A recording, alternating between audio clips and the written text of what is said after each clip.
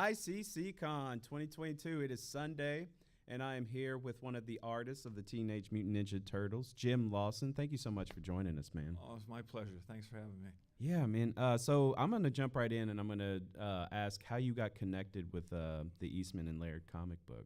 Okay, that's easy. So I went to art school. I think I'm the only Mirage guy to actually finish art school and get a degree. My degree was in illustration.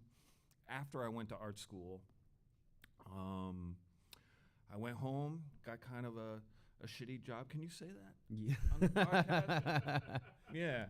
And it was funny. I was friends with my old French teacher from high school, and she knew this woman who taught English, and she explained to me that the English teacher's husband, and his friend were doing this comic book with these crazy turtle characters, and that I should go meet these guys. So that's exactly what I did. I put my art portfolio together and drove over to the town was Sharon, Connecticut. I live nearby there, and went in the apartment. It was Kevin and Steve's apartment. Steve Levine, who's here with me today. Kevin and Steve were there along with Pete. Never met the guys, never heard of the Turtles. Wasn't even into comics really at that point. When I was younger, I was.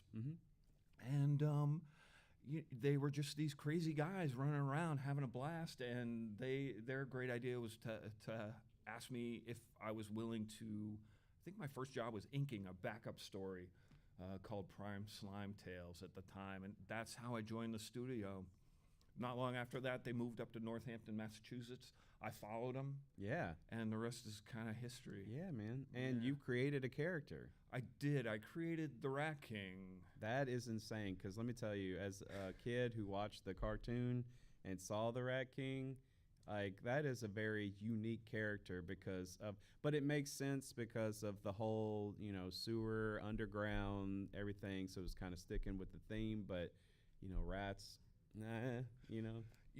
The funny story is that character is based on a real guy. Oh, no. Yeah, I kid you not. In Connecticut, I'm not sure of the exact time period. I think around the turn of the century, late 1800s, early 1900s, there was a guy, this is in southern Connecticut, who was like a homeless guy. And he had a route. He would travel around the southern part of the state into New York State, and he'd go on this route. He was French. He didn't speak any English, and he was called the Leatherman. And what this guy did was, I've only seen one picture of him. He sewed together this outfit, jacket, shirt, pants, hat, all of these little leather pieces. And they said the suit in itself was probably like 50 pounds. And this guy wore it all year round, didn't speak English, just lived in caves and stuff like that. And people would give him handouts of food and whatnot. Wow. So there is the actual Leatherman, and that's who Rat King is kind of based on. Oh, my gosh. Yeah. Okay, so it wasn't as bad as I thought it was going to be. Because I thought you were really going to tell me that there's a rat guy who just keeps pets, rats, No, I wouldn't have been okay with that. If you Google the Leatherman, you will find... Oh, we're going to Google the Leatherman when we're done with this. So tell me what you're working on now. Like, you're working on your own stuff and creating new stuff? It's funny. Since the Turtles sold in 2009, I've been, self-publishing, doing a lot of Kickstarters, and jumping around. I did a dinosaur book, kind of a motorcycle guy riding book, another book called Dragonfly. And then my latest one, which was 2 years ago, is called The Box City Wallops. And that thing was my first color book and kind of my attempt at a superhero-y type thing. Yeah. And, being totally honest with you, because it's an interview, it met the goal, but then I ended up having more expenses, so it cost me money. And this was probably 2 years worth of work, not full time, but when I had holes in my schedule, I would work on the Box City Wallops. And honestly, since that Kickstarter, I've been suffering from a little bit of knockdown. You know what I'm saying? I know what you're saying. Okay. So I've kind of been cooling it for a while. kind of wondering what to do and trying to get the old enthusiasm back. Mm-hmm. And most recently, there is a book I've worked on and off for years called The Sordid Land, and I would kind of work on it a little bit and then put it away, and then kind of work on it a little bit and put it away. And have you heard of this artist, Ben Bishop? You know who he is? I know who Ben Bishop is, yes. Yeah. So Ben has talked to me. He's been interested in starting up kind of a publishing thing under his Split Decision imprint. And he asked me if I had anything, and so it was time to talk about The Sordid Land again. And so I've been working on that a bit with Ben. Mm-hmm. I'm hoping things keep moving in a forwardly direction like they have been. So we'll see where that goes. And then my wife is a super Christmas fan. Yeah. So I wrote a Christmas story, and it kind of has been good for me because for a while I didn't know what the level of my juices were. Yeah. And so it's kind of been a lot of fun to work on this thing just for my own. I don't even know what the hell I'm going to do with it. But yeah, it's Santa and, Krampus and all this stuff. Yeah. And the working title for it right now is The Elves Are Revolting. But I'm sure. Sold. I'm not sure I'm going to stick with that. The Great Elf Revolution. So we'll see.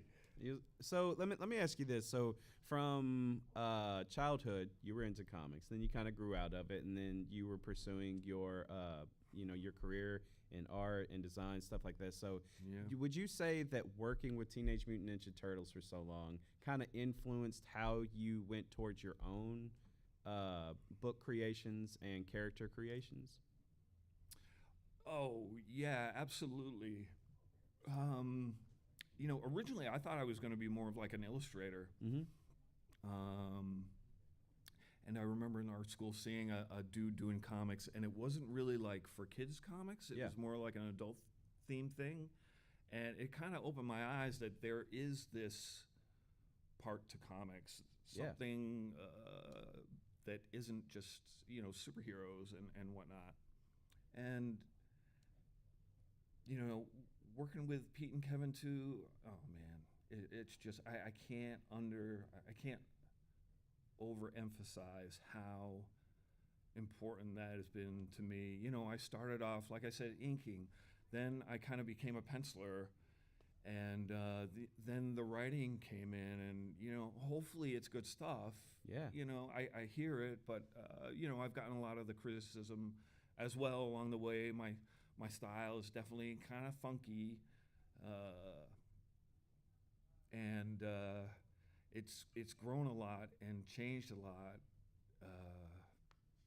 I can tell you this right now. We're all fans of your artwork and follow it greatly. So we're very honored for you to be on this stage with us. Thanks, because it's such a personal thing you do, and when you get criticism, it stings. And even recently online, somebody was like, "Oh, the fans like his old stuff way better than his new stuff."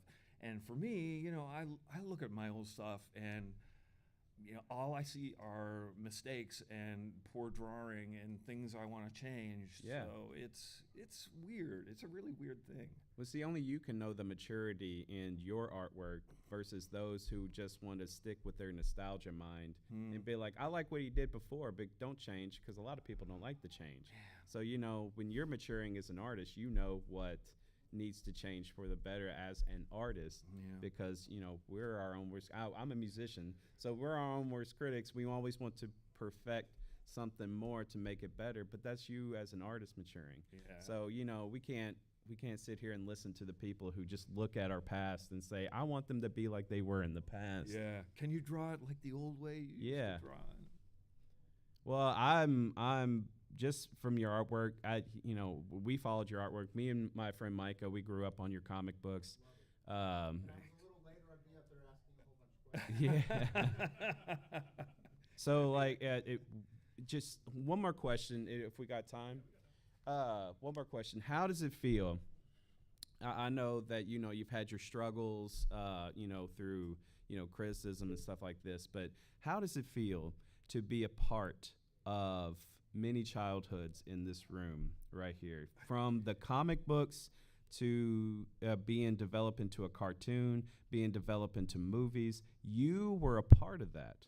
You were a part of that right there at the beginning. And now, regardless of where it goes now, you and these artists have been a part of our childhoods. How does that make you feel?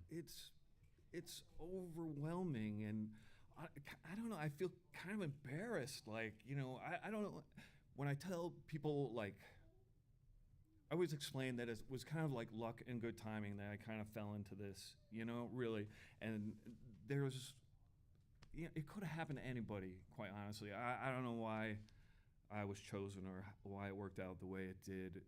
It's been amazing, you know, to be able to live, you know, my whole life basically as a professional artist, not have to, you know, all the people out there that are trying to do comics on their own, like they'll work a 9-to-5 job and go home and have to draw. You know, I've avoided all that. It's been stunning. I'm just honored, and I don't know what else to say beyond that. Well, I'll say this. Thanks, guys. Thank you so much. Well, I will say this. I'm honored that you're on this stage with us. I'm honored to meet someone who is a big part of our childhoods as comic book readers. I'm a big comic book fan, grew up on the Teenage Mutant Ninja Turtle comic books and other comic books, and I would love more from you. And I've been to your table 6 and 7 times throughout this entire week, and I love everything that you have out. It's been a major influence on my life. You know, I know that the name Jim Lawson's not like on Turtles, but as avid comic book readers, we read the pencilers, we read the inkers, we read the story artists, we read the creators. Those are true comic book fans. So we know who you are. So as somebody from the outside looking in, I wouldn't listen to the criticism of those who want to stick with their nostalgia. I say keep doing what you're doing, because we are still reading your stuff, and I want to thank you so much for taking the time out of your week to sit with us and talk about your ride. And for all those that are watching right now, ECPCTV, he's still here. We still got time, and on Sunday he's got stuff out.